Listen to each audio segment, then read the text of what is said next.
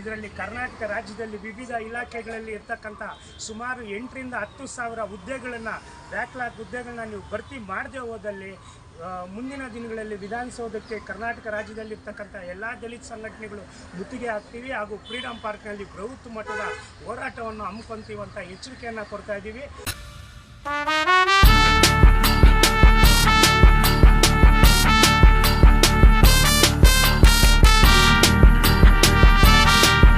ಬಂಧುಗಳೇ, ಜೈ ಭೀಮ್. ಇವತ್ತು ಕರ್ನಾಟಕ ದಲಿತ ಸಮಾಜ ಸೇನೆ ವತಿಯಿಂದ ಮಾನ್ಯ ಮುಖ್ಯಮಂತ್ರಿಗಳ ಕಾರ್ಯದರ್ಶಿಗಳಿಗೆ ಒಂದು ಮನವಿಯನ್ನು ಮಾಡಿದ್ದೀವಿ. ಏನಪ್ಪ ಅಂದರೆ, ಕರ್ನಾಟಕ ರಾಜ್ಯದಲ್ಲಿರ್ತಕ್ಕಂಥ ವಿವಿಧ ಇಲಾಖೆಗಳಲ್ಲಿ ಸುಮಾರು 8 ರಿಂದ 10 ಸಾವಿರ ಬ್ಯಾಕ್ಲಾಗ್ ಹುದ್ದೆಗಳು ಖಾಲಿ ಇದ್ದು ಅದನ್ನು ಈ ಕೂಡಲೇ SC/ST ಜನಾಂಗಕ್ಕೆ ಈ ಕೂಡಲೇ ಭರ್ತಿ ಮಾಡಬೇಕಂತ ಹೇಳ್ಬಿಟ್ಟು ಸುಮಾರು ಅನೇಕ ಬಾರಿ ರಾಜ್ಯಾದ್ಯಂತ ನಾವು ಕರ್ನಾಟಕ ದಲಿತ ಸಮಾಜ ಸೇನೆ ವತಿಯಿಂದ ಪ್ರತಿಭಟನೆಗಳು ಹೋರಾಟಗಳು ಮಾಡಿದರೂ ಸಹ ಅದರ ಪ್ರತಿಫಲವಾಗಿ ಕಳೆದ ವರ್ಷ ಕೇವಲ 900 ಹುದ್ದೆಗಳನ್ನ ಮಾತ್ರ ಭರ್ತಿ ಮಾಡಿದರು. ಅದು ನಮಗೆ ಸಮಾಧಾನ ತರ್ತಾ ಇಲ್ಲ.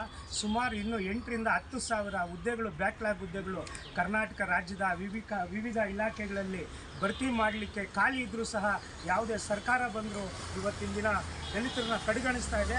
ಅದಕ್ಕೆ ಕಾರಣ ಮಾನ್ಯ ಮುಖ್ಯಮಂತ್ರಿಗಳಿಗೆ ಒಂದು ಮನವಿಯನ್ನು ಮಾಡ್ತಾ ಇದ್ದೀವಿ. ನೀವೇನು 2026-27ರ ಬಜೆಟನ್ನು ನೀವು ಘೋಷಣೆ ಮಾಡ್ತಾ ಇದ್ದೀರಾ, ಮಂಡಿಸಲಿಕ್ಕೆ ತಾವು ತಯಾರಿ ಮಾಡ್ತಾ ಇದ್ದೀರಾ.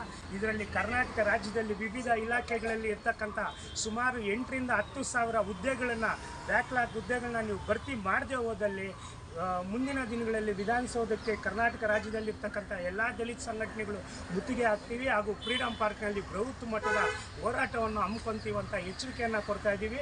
ಕಳೆದ ವರ್ಷ ನಾವು ರಾಜ್ಯಾದ್ಯಂತ ಬ್ಯಾಕ್ಲಾಗ್ ಹುದ್ದೆ ಭರ್ತಿ ಮಾಡಬೇಕಂತ ಹೇಳ್ಬಿಟ್ಟು ನಾವು ಸುಮಾರು ರಾಜ್ಯಾದ್ಯಂತ ಹೋರಾಟ ಮಾಡಿದ್ರು.